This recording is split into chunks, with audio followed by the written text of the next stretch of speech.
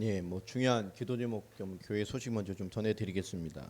그 정혜영 목사님 모친 대신인 남순임 목사님 건강 좀 고비는 넘기신 것 같습니다. 계속 기도를 부탁을 드리고요. 아마 가시기 전에 좀 식사하다고 좀 뵙고 또 뭐 선교 얘기들 또 사역의 얘기를 한번 나누게 될 텐데 또 만남을 위해서도 좀 기도해 주시고 워싱턴 그리스도 제자교회에도 좀 새로운 시간표가 이후에 잘 인도받을 수 있도록 계속 기도로 섬겨주시기를 부탁을 드리겠습니다. 나머지 주보에 있는 내용들 보시고 계속 기도해 주시고요. 우리 후대들, 우리 청년들, 또 우리 언약의 산업을 위해서 계속 기도해 주시기를 부탁을 드리겠습니다. 이 시대를 보면 참 재밌는 시대가 된 것 같아요. 우리가 깨어서 좀 기도할 때가 됐고 이번 주부터 우리 마태복음을 이제 인도받게 됩니다. 말라기서를 끝나고 나서 이사야서를 좀 해볼까 하다가 또 기도하다가 말라기 이어서 좀 그리스도의 태동에 대해서 그리스도 오심과 연결하는 게 좋겠다 싶어서 사복음서의 시작이 되는 마태복음을 좀 잠시 나누고 또 복음서를 이어서 또 다른 부분을 인도받도록 하겠습니다. 오늘 그 첫 시간 마태복음의 아마 서론적인 시간이 될 것이고요. 또 중요한 어떤 마태복음의 시선을 좀 가지고 마태복음을 보게 되는 그 첫 시간에 말씀을 좀 나누도록 하겠습니다. 오늘 마태복음 1장 1절 그리고 16절로 17절 우리 세 절 같이 볼 것인데요. 마태복음 1장 제가 읽겠습니다. 여러분 16절 17절 두 절을 여러분이 합독하시기를 바랍니다. 아브라함과 다윗의 자손 예수 그리스도의 계보라.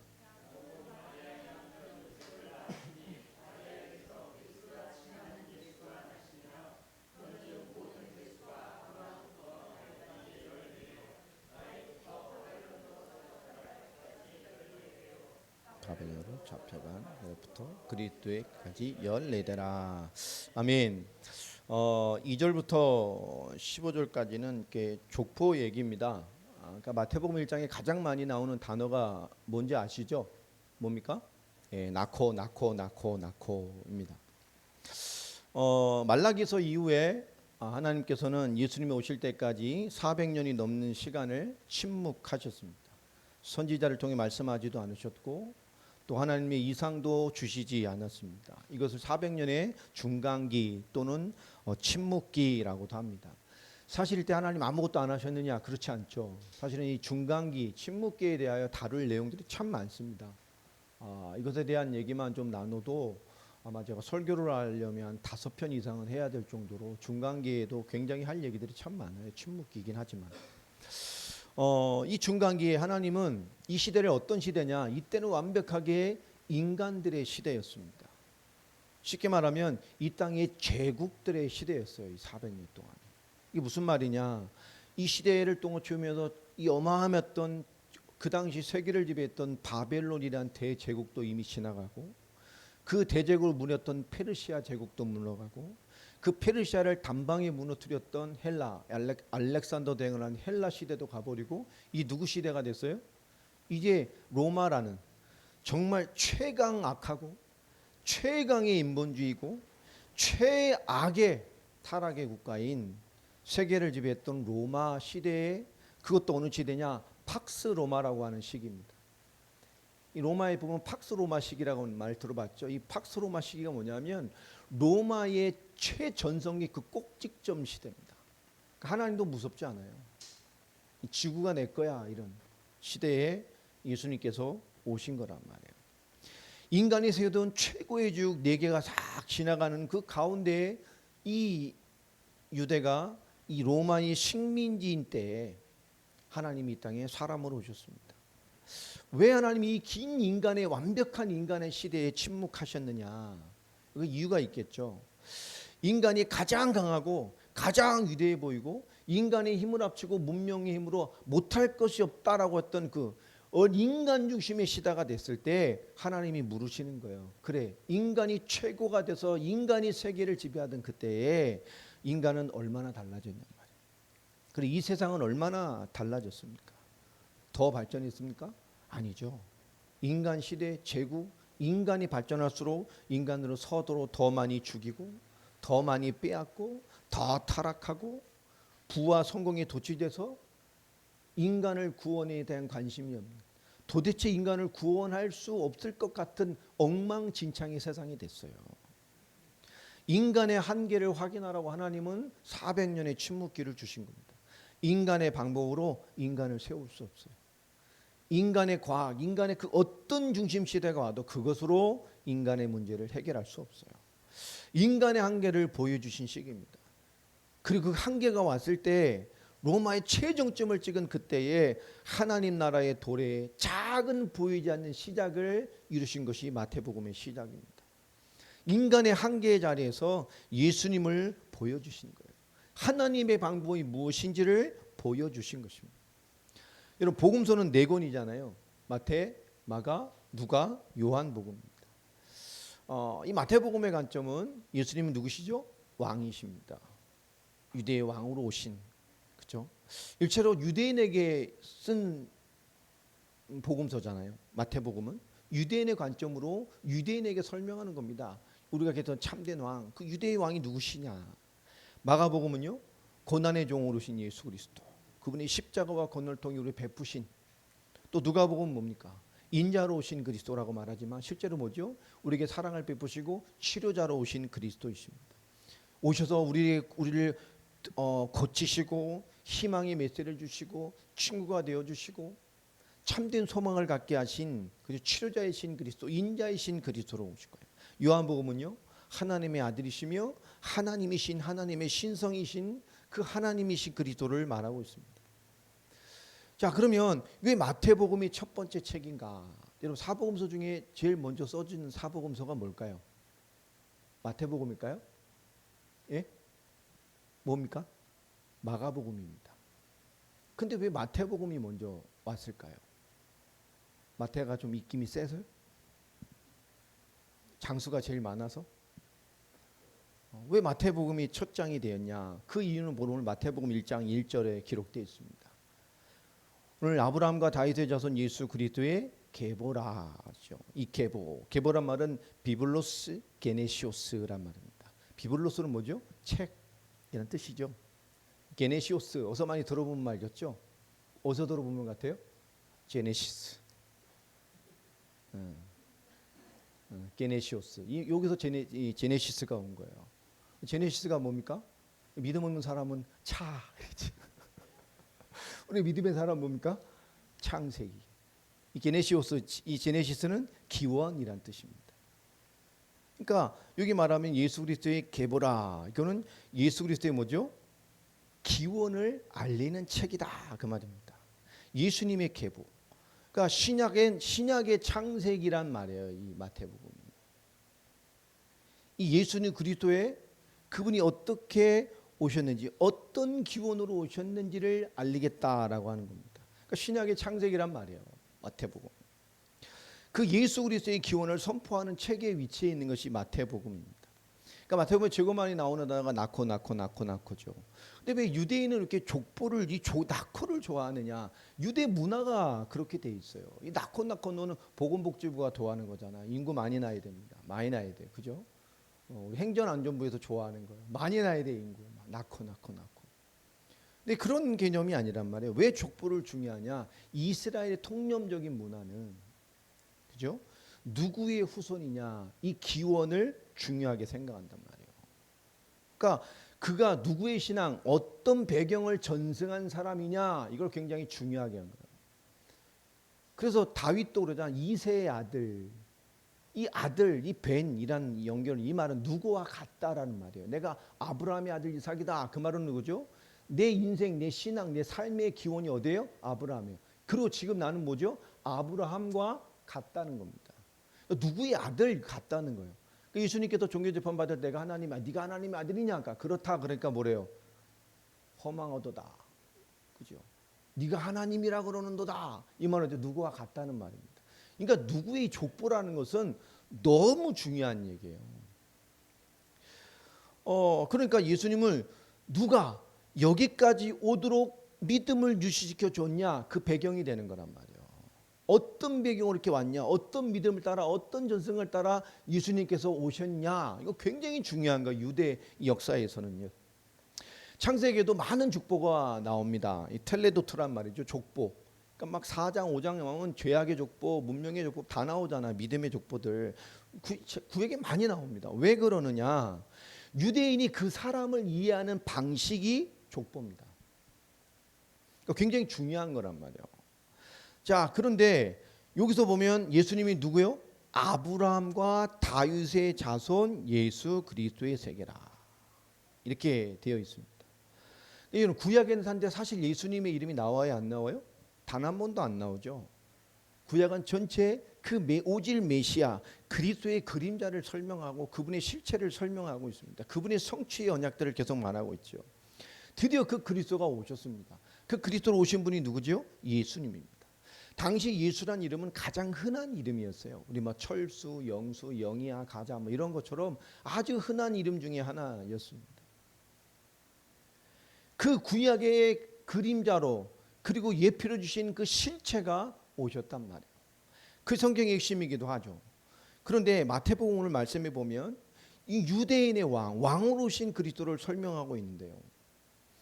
특별히 사복음서 마가복음이 처음으로 기록됐음에도 불구하고 왜 첫 번째 순서로 올 수밖에 없었냐? 왜 처음 된 이유가 무엇이냐?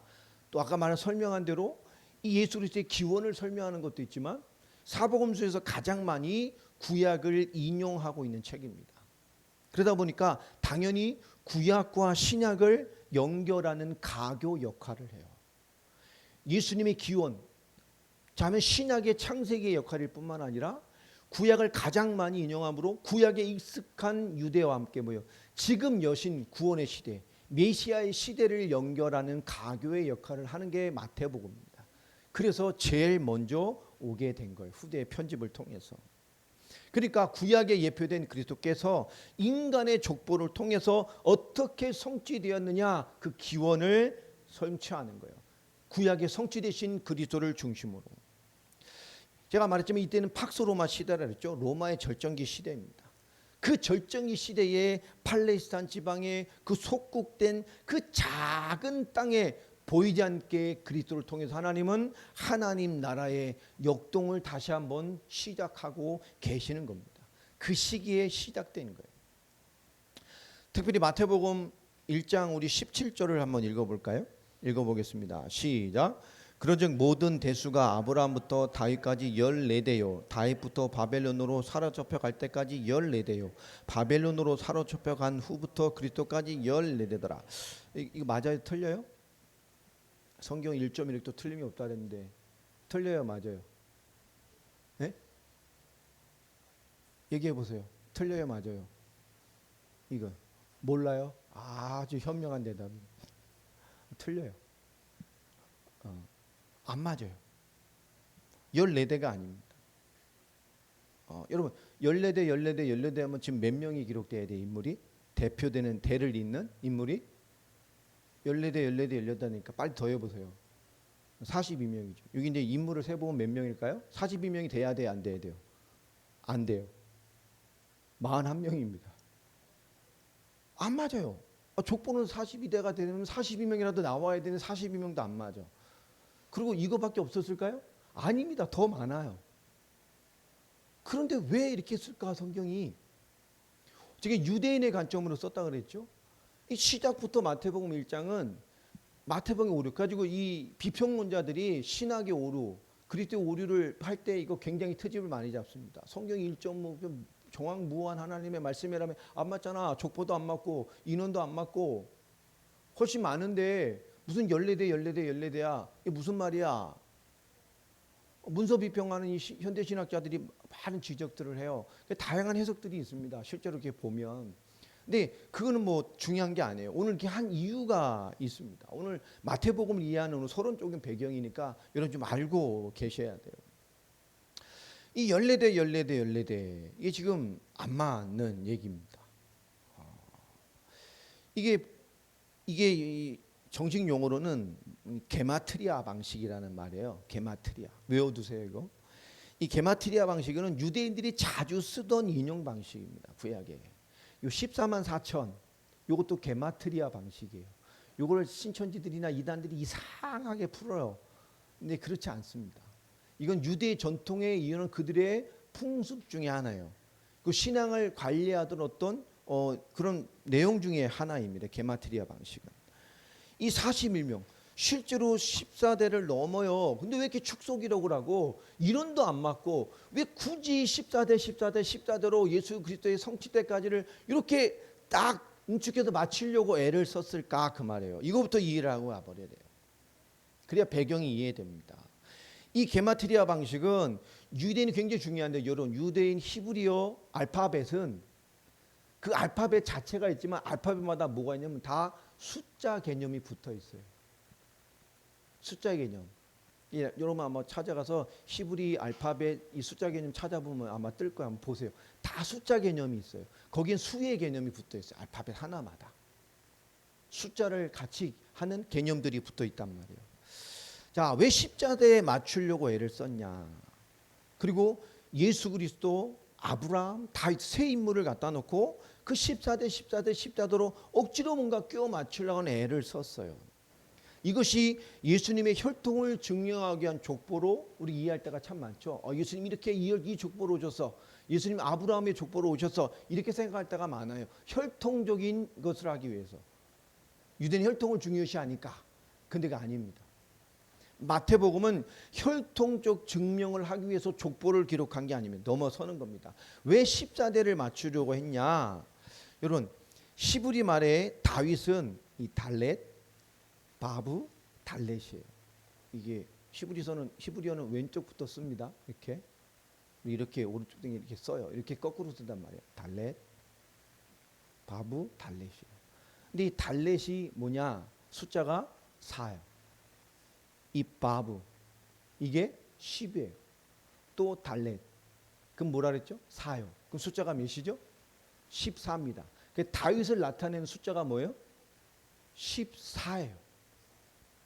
그러니까 잘 이해해야 돼. 아브라함부터 다윗을 나타내는 그 숫자 14로 무언가 이 중요한 유대 전체의 역사를 편집하고자 애썼단 말이에요.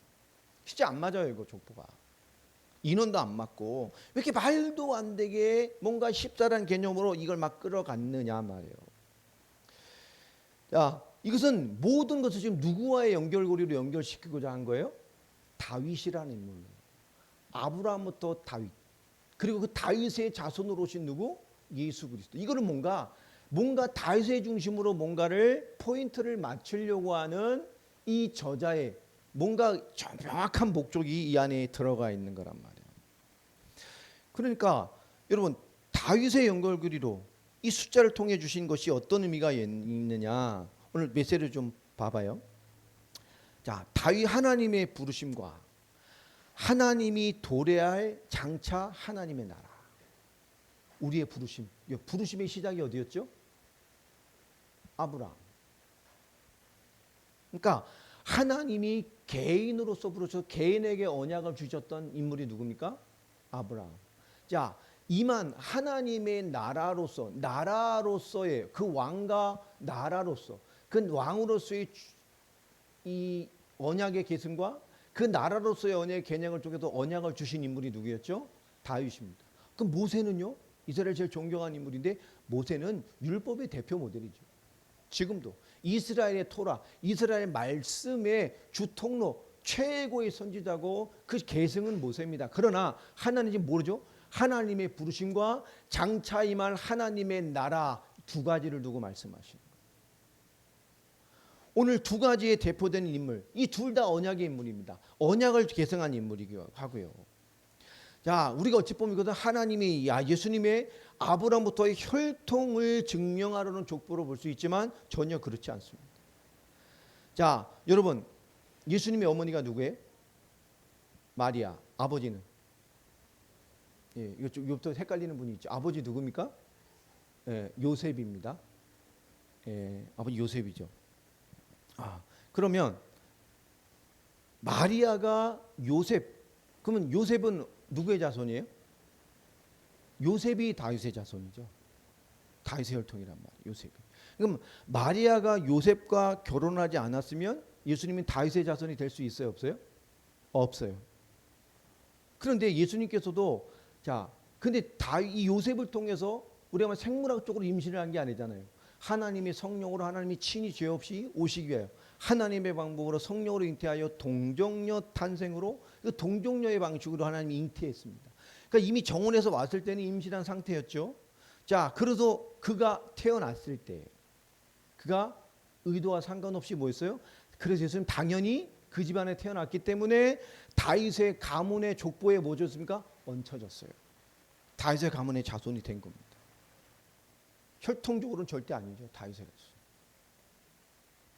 마리아를 통해서 요셉의 가문에 얹혀서 동정 임세했지만 그죠? 그 가문에 태어났기 때문에 다윗의 자손의 가문에 얹혀지신 거예요.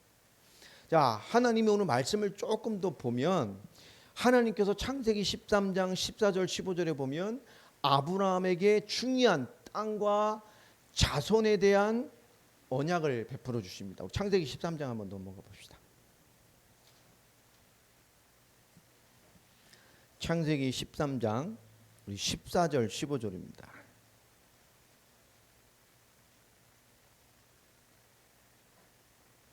자, 이 14절 15절 두 절 같이 읽습니다. 시작. 롯이 아브라함을 떠난 후에 여호와께서 아브라함에게 이르시되 너는 눈을 들어 너 있는 곳에서 북쪽과 남쪽 그리고 동쪽과 서쪽을 바라보라. 보이는 땅을 내가 너와 내 자손에게 주리니 영원히 이르리라. 이 축복의 말씀인데요. 자, 하나님께서 뭘 줬어요? 땅을 주셨어요. 자, 그리고 오늘 말씀하죠. 자손에게 주리라. 여러분, 자손이란 말은 원래 써지면 뭐로 써져야 돼요? 자손은 하나가 아니잖아요. 이를 모들 사람들이니까 다 복수형으로 써져야 됩니다. 그런데 땅을 주시고 자손을 약속하셨는데 뭐로 써 있냐? 단수로 써 있어요. 복수로 써야 되는 단수로 써 있단 말이에요. 우리말은 그런 게 구분이 안 되지만 외국어는 다 돼 있단 말이에요. 그러면 이게 누구에 대한 이야기일까요? 그죠? 예수 그리스도를 말하는 거예요. 자, 오늘 이 말이 뭘까요? 자, 나라의 성립 조건은 뭐죠? 주권, 영토, 그리고 국민입니다. 이 말은 뭘까요? 지금 아브라함 부르시고 믿음의 약속해 주셨어요. 그러면서 땅을 주시고 뭐였죠? 지금 이 모든 것을 주권하시는 주권자는 누구예요? 하나님이에요. 하나님의 주권으로 땅을 주시고 그리고 자손들에 대한 언약, 자손을 약속하셨어요. 이 뭐죠? 나라에 대한 약속이에요. 장차 큰 민족을 이루고 강성한 나라를 이룰 것이다. 자, 이 약속하신 그 나라의 약속이 누굴 통해 성취하셨어요? 다윗을 통하여. 진정한 하나님을 기쁘시게 했던 그 왕 통해 그 나라가 이루어졌습니다. 그런데 그것은 단수, 메시아를 통해서 다윗의 왕국과 같은 진정한 하나님의 나라가 세워질 거라는 거예요. 누굴 통해요? 부르심 받은 자를 통해서. 그 사상을 숨겨주고 있는 거예요. 지금 이스라엘은 헛된 선민 사상에 잡혀 있지만 거기에 대한 분명한 메시지를 주고 있는 겁니다. 자, 하나님이 주신 약속들, 하나님이 신실하게 아브라함 부르셔서 그 다윗의 약속, 부르신 자들 통하여 장차 도래할 하나님의 나라를 바라는 예표로 세운 다윗 통해 이루실 하나님의 영광을 인간 나라들은 실패했어요, 안 했어요? 아브라함의 언약 실패했습니까, 안 했습니까? 했어요. 끊임없이 실패했습니다. 자, 여러분, 다윗도 다윗의 언약을 실패했습니까, 안 했습니까? 다윗도 실패했어요. 그 나라가 돌로 쪼개지고 솔로몬부터 시작해서 온 나라를 우상과 대적과 불순종과 타락과 하나님의 언약을 성공하셨다고 볼 수 없을 만큼 실패했습니다. 그럼에도 하나님은 그 부르심의 약속과 장차 임할 하나님의 나라의 약속을 두고 하나님 인간의 불순종과 상관없이 신실하게 하나님의 말씀을 끊임없이 이루어 가셨어요. 아멘. 그게 말라기까지 온 거예요. 지난주까지. 끊임없이 말씀을 주셨어요. 유대인의 혈통으로가 아니라 아브라함의 언약을 하나님은 일관되게 이루어 가신 거예요. 우리가 이 부분을 절대 놓치면 안 됩니다. 이 하나님의 성실함을 알리는 말씀이 바로 이 말이에요. 게마트리아 방식이 그겁니다. 14대.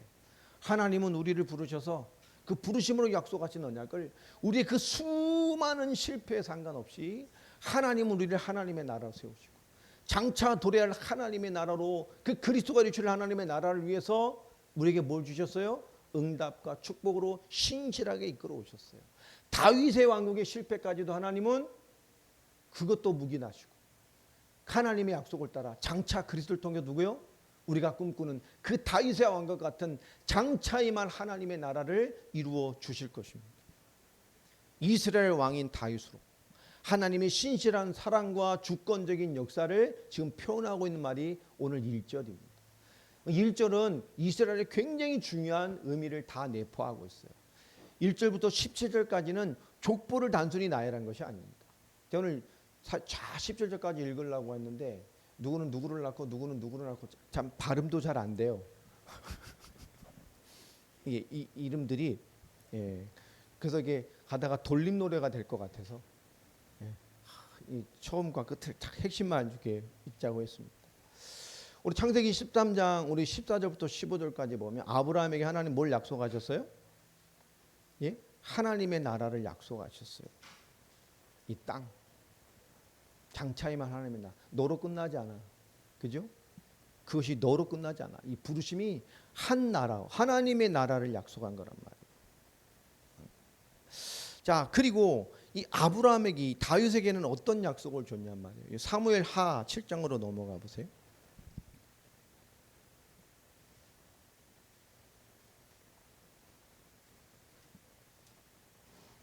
이 다윗에게 주신 언약이 있죠.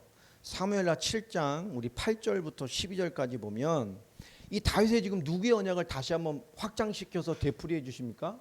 아브라함에게 주셨던 언약을 다시 한번 더 확장시켜서 다윗에게 지금 주고 계셔요. 이 사무엘하 7장 8절부터 12절까지 보면요. 이게 좀 읽어보시면 그 말입니다. 그대로 너를 통하여를 그리고 이 말 장차 도래할 그 하나님의 나라에 대한 소망을 주신단 말이에요. 확대시켜서.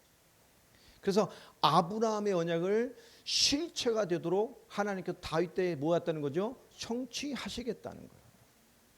자, 이 얘기를 사무엘하 7장 13절부터 17절까지 보면 누가 와서 다윗에게 이 말씀을 전달해 줍니까? 17절에 써 있죠. 나단이 이 모든 말씀과 이 모든 계시대로 다윗에게 말하니라. 이 하나님이 약속된 계시를 나단 선지자가 다윗에게 와서 주시죠.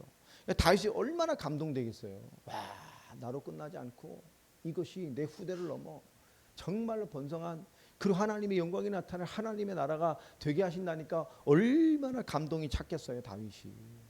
여러분, 그러니까 은혜 받고 감동됐을 때 입을 조심해야 돼. 그때 헛짓하면 안 돼. 이 다윗이 얼마나 감동이 됐는지요. 18절 한번 읽어보세요. 시작. 베드로가 앉아서 이르되 주 여호와여 나는 누구오며 내 집은 무엇이기에 나를 여기까지 내가 누군데 나도 모르는 내 후대까지 그게 하나님 이렇게까지 해주시다니 막 이런 거예요.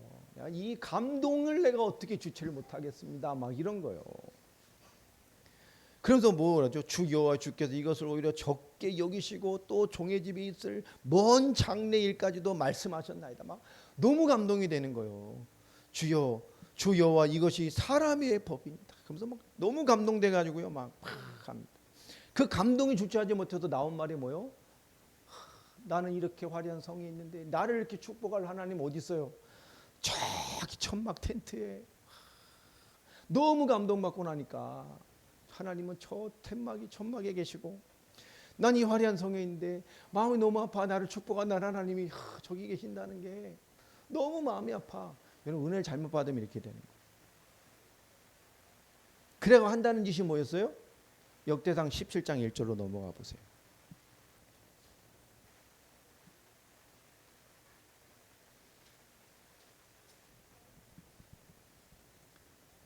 역대상 17장 1절 읽어보세요. 시작. 다윗이 그의 궁전에 거주할 때에 다윗이 선지자 나단에게 이르되 나는 백향목 궁에 거주하거늘 여호와의 언약궤는 휘장 아래 있도다. 나단이 다윗에게 이르되 하나님이 왕과 함께 계시니 마음이 있는 바를 모두 행하소서. 그 밤에 하나님의 말씀이 나단에게 가며 이르시되 4절에 읽어보세요. 4절 시작.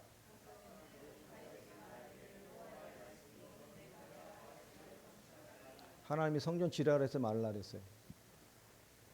은혜 충만하니까 저 위엄 있는 영광의 하나님이 계실 그 영광스러운 하나님의 집을 내가 져야지. 우리 은혜 받으면 그럴 수 있죠. 이게 잘못된 거예요. 거마한 하나님 담을 영광스러우니까 얼마나 성전을 화려하게 금은 보석으로 얼마나 화려하게 졌습니까? 하나님이 그걸 원한 게 아니에요. 내가 하나님이 거실 어마어마한 집을 내가 짓겠습니다. 그러니까 마지막 역대상 우리 17장 14절 보세요. 뭐라고 돼 있나?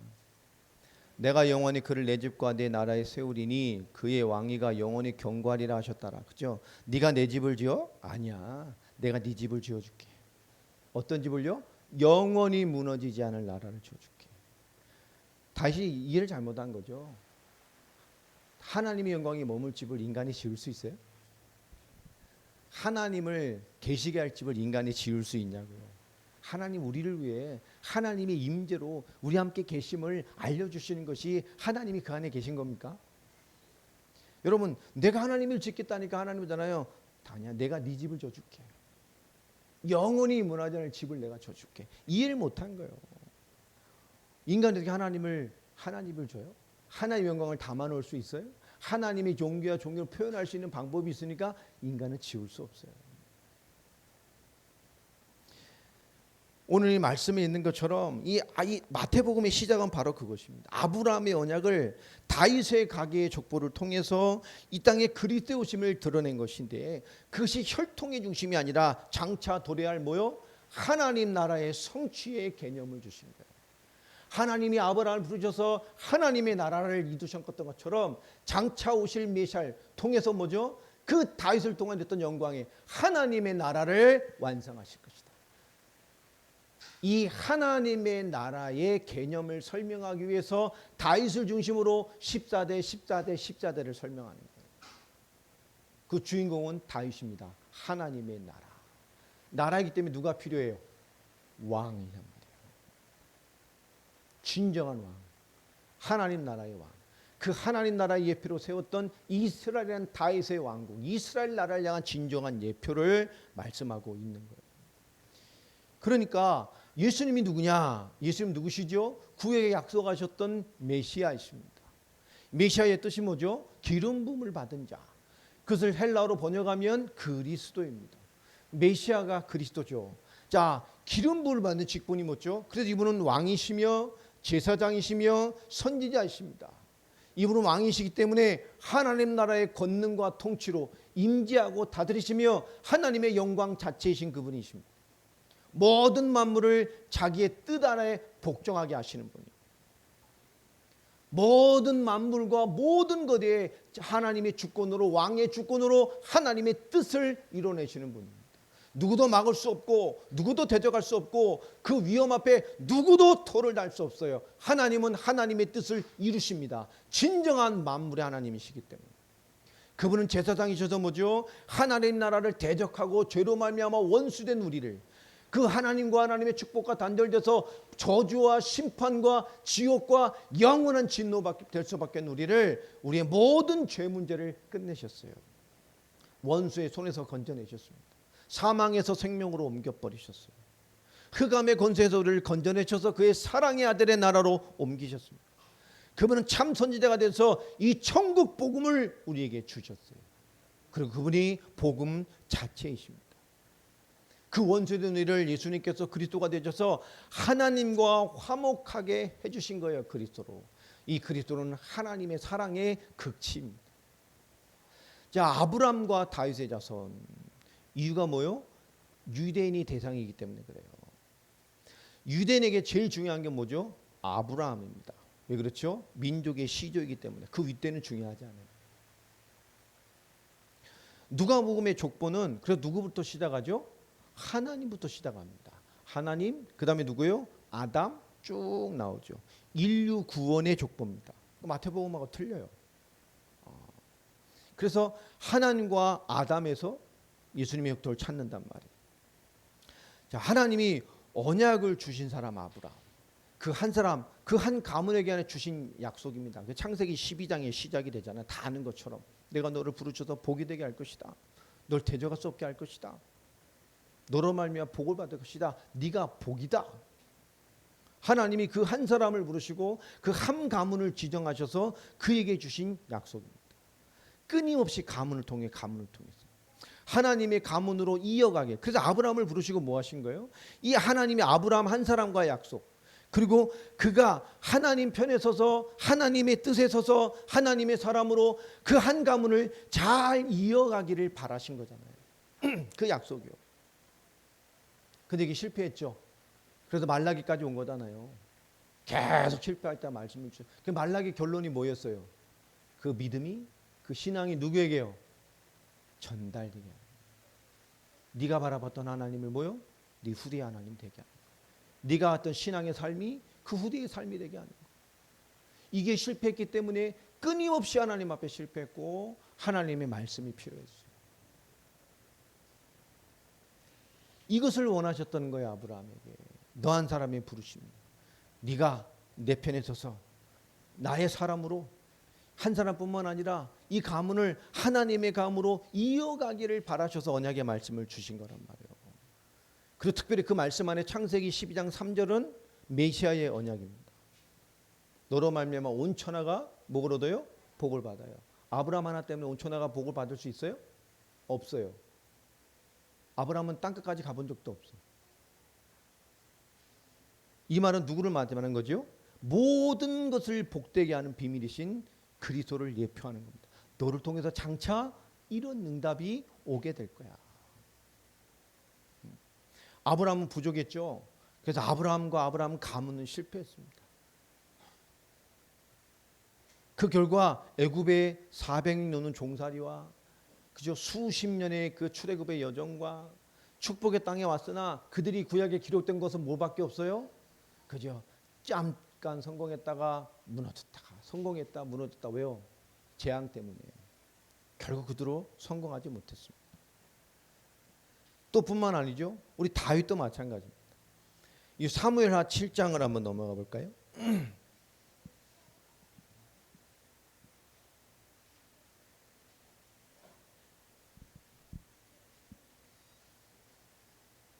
사무엘하 7장